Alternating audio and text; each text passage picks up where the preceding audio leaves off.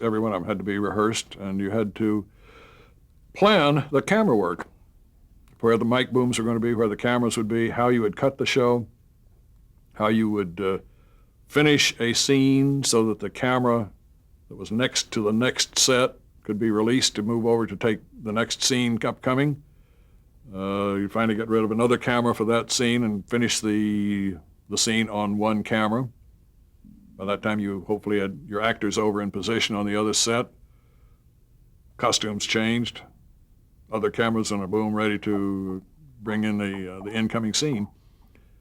And so it went. I learned by doing.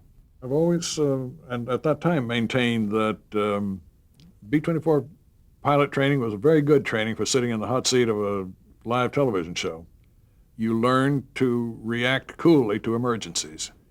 And I think that's what I had really learned to do. That I did not fluster, I didn't panic when something went wrong in either situation. You had to stay with it, flying a plane. You had to stay with it in the director's chair and work yourself out of whatever the problem was. And some of them were fairly horrendous.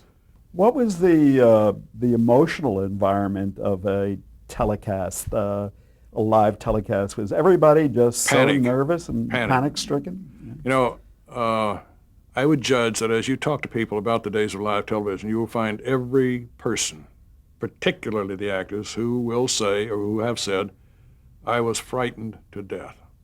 I wanted to die. I wanted to get out of the television studio as the second hand came up on the clock, 9 o'clock, and you went on the air. It was horrendous pressure. And every one of them says, my God, what you wouldn't give to do it all over again. How wonderful it was, how exciting it was. The tension and the pressure on everybody in the control room, the technicians on the floor, the actors in particular, to hit their marks, to not forget their lines, not forget their business, get the shots right, not get the mic in the shot, not get the camera in a reverse shot. The tension was, it was very similar to your analogy of a moment ago of flying a B-24 through a lot of heavy flag. The tension was there. You were absolutely as tight as a drum, and yet you maintained the control and you caught the emergencies as they were going on and you handled them as best you could. Consulted at both of the act breaks with the script girl who would say, you're running 30 seconds long, 42 seconds long, we've got to tighten it that much, and you'd kind of make quick adjustments as to how you could pick up the time. Very seldom were we running short. That's always easy to take care of. You can run the titles, run the crawl very slow.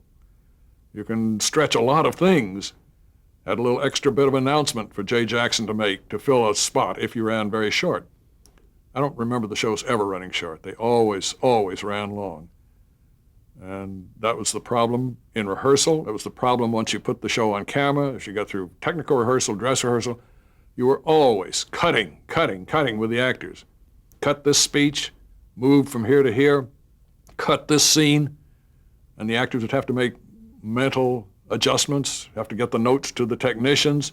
I'm cutting camera 3, not using that shot, go from 1 to 2.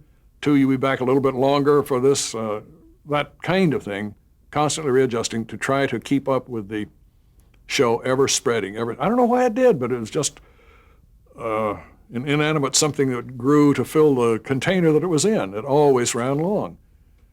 And to try to make those necessary adjustments and get off the air on time, well, a lot of times when you see the kinescopes, the crawl whizzes through. I mean, it goes right on through the show, and you cut the last announcement, and you hit the Philco theme just as it's coming to its climax, and you fade out with a sigh of relief.